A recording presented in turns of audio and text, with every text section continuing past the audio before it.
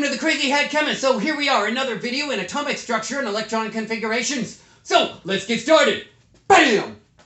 Today we're talking about quantum number location on the periodic table. Just like I alluded to in a previous video, I've kind of kept the same color so that you know what type of orbitals are there, but I will highlight that yet again.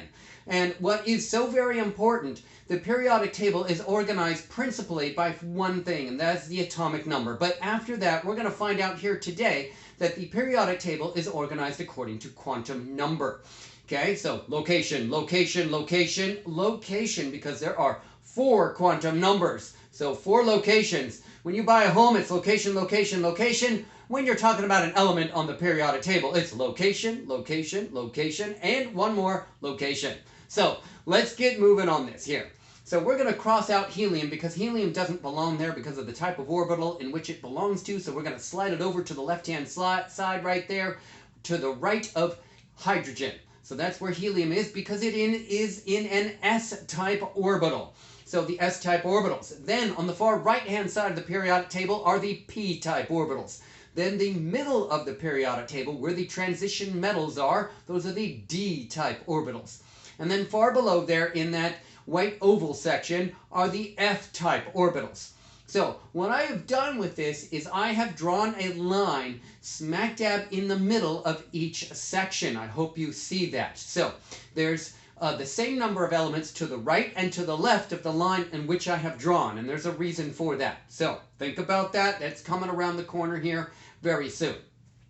Okay, so on this left-hand side, at the S-type orbitals, I have M sub L values. The M sub L values are 0 and 0. Maybe that doesn't make a lot of sense, but it's really going to play a strong role, and it will the pattern will unfold itself with the P, the D's, and the F-type orbitals. So with the P-type orbitals, okay, we're going to derive the M sub L values, and here are the M sub L values. Remember, it's like a number line. The middle number is a 0, then to the right is a 1, then to the left is a -1. Then we're going to repeat that pattern again, because there are only 3 orbitals in the P-type, because there are 6 elements that are in there. So you have to repeat some of them again. In the D-type orbitals, it's divided into half, and then so in the middle of the left-hand half is the 0, in the middle of the right-hand half is the 0, and then a 1, a 2, a -1, and a -2, respectively. Those are the M sub L values. Again, they repeat because there's only 5 orbitals, 5 boxes in the D-type. In the F-type, we have a similar type of pattern, except we have a total of 14 elements in that section, so therefore 7, okay, is the number of boxes or orbitals in which I have, and that corresponds to M sub L values of -3, -2, -1, 0 for the middle box, 1, 2, and 3, and then that repeats again with -3, -2, -1, 0, 1, 2, 3. Okay, so hopefully that works for you. Now, there's another quantum number for you, and that is the M sub S quantum number. The first half of this on the left-hand side of that dividing line in between the two is an M sub S of +1/2. That means that that arrow goes up. Then the second half is an M sub S value of -1/2, and that arrow goes down. That is, the positive spin of the electron is +1/2. That's a clockwise spin. And the -1/2, that is the counterclockwise spin, and that is the -1/2 for the M sub S value.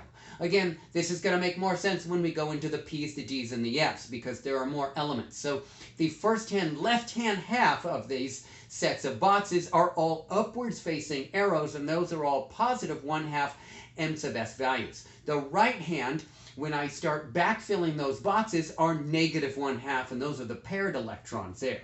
Same thing happens with the D's. The first half are +1/2.